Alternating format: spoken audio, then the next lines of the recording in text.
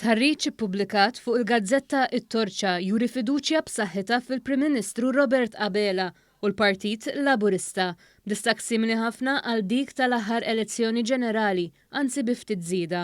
L-istħarriġ tal-istatistiku ta' Dr Vincent Marmarà juri li felu is-sena u nofs mindu Dr Robert Abela ħatmun fidejh tal-pajjiż u tal-Partit Laburista u f'perjodu li fih Malta bħall-kumplament tad-dinja affaċċjat pandemija. Il-Prim Ministru huwa fdat 18.5% iżjed mill-Kap tal-Oppożizzjoni Bernard Grech.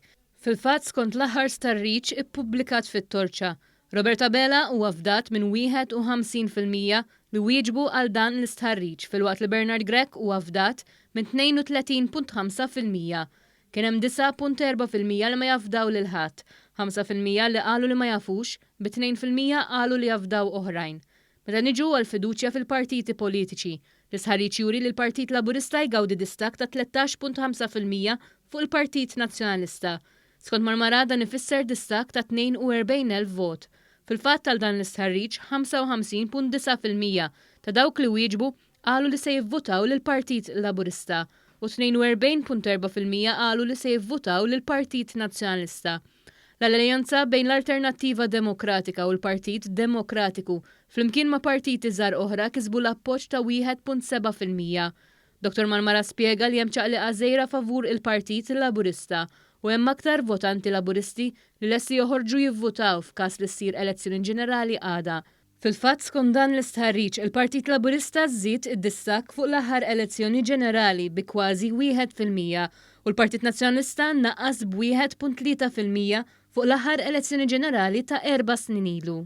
92.5% ta' dawk li vvotaw lill-Partit Laburista fl-elezzjoni tal-2017 lesti jerġgħu jivvotaw lill-Partit Laburista. Hemm 0.3% ta' votanti Laburisti fl-elezzjoni tal-2017 li lesti jivvotaw lill-Partit Nazzjonalista. Dan kontra l-Partit Nazzjonalista li hemm 83.3% ta' votanti nazzjonalisti fl-elezzjoni tal-2017 li lesti jerġgħu jivvotaw lill-Partit Nazzjonalista.